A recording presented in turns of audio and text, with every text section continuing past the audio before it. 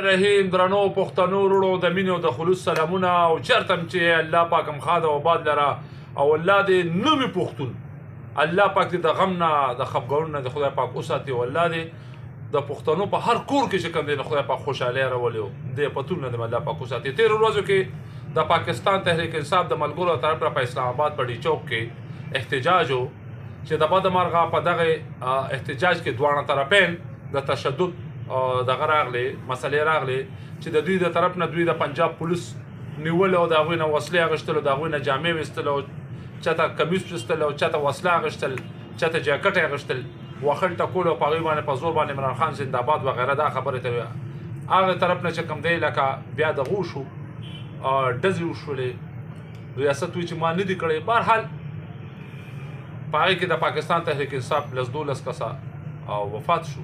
الله دې جنتونه نصیب کړي او خدای پاک دې چې کوم دی نو ورثو صبر ورکړي. زما خفګان صرف په دې باندې دی د پاکستان تحریک انصاف د ملګرو چې دا سویم ځل شو چې تاسو احتجاج لاړ شئ وخل ټکول ګرفتارۍ دا صرف د ورکر یا د عام لیونو پښتنو کېږي. یو لیډر د پاکستان تحریک انصاف یو عهدهدار یو وزیر یا چې کوم دی لکه ایم پی اے ایم این اے نه د دوی د بچو دپاره پکې څه خفګان شته او نه پکې چې کوم دی دوی دپاره څه خفګان شته.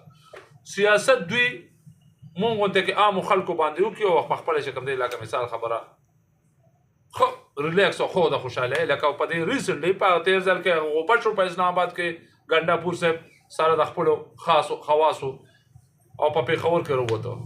داڼې په دې احتجاج کې چې لکه ورکرانو ورته ووایي چې پټ نشي دا نشي هغه نشي بشرا بیبي او ګنډاپور دواړه چې کوم دی هغه ځای کې غوپه شو په اسلام آباد کې غوپه شو نو په محاصره کې راووتل.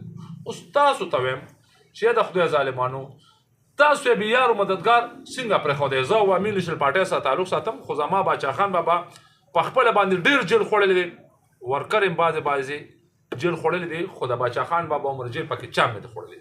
بیا د ولی خان بابا په وختو کې د ولی خان بابا عمر زیات جیل د ولی خان بابا په وختو کې چې کومه پارټي وه یو ورکر نه دی خوړلی. ټیک شو. بیا د اسپندیار خان په وختو کې اسپندیار خان چې څومره جیل او څومره سختې برداشت کړي ورکر دونه نه دي برداشت کړی. دلته کې خو معامله ټوله ټوټه د پاکستان تحریک انصاف ملګرو ورکرانو سختې تېرۍ او زمونږ د پاکستان تحریک انصاف لیډرشپ چې کوم دی ښه موج کړی ښه مزو کړی او بار بار پې دا خلک دوکه کېږي. خدای ته وګورئ دا زمونږ د وسایلو زمونږ د حقونو د دې صوبې د خلکو جنګ ورقطن نه دی.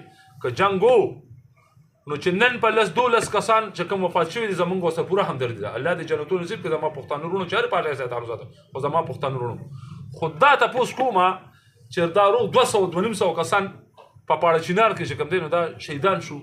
د هغوی دپاره د پاکستان تحریک انصاف یو ایمینه ایم پي ایس سټیټمنټ قدرې جاري کړی دی څه ویلي دي څه خبره کړې ده دا پښتانه نه دي. د دې خلکو تپوس په کار خو دا چې د صوبې ذمهداري ده چې دوی کړو که نه سوال نه پیدا کېږي. پښتنو وروڼو لږ د سوچ نه خیر د کار واخلئ. دا ګورئ صرف ډرامه ده او دلته کې ګورئ نور په دې کې هېڅ حقیقت نشته دی. ډېره مننه ښاد او آباد.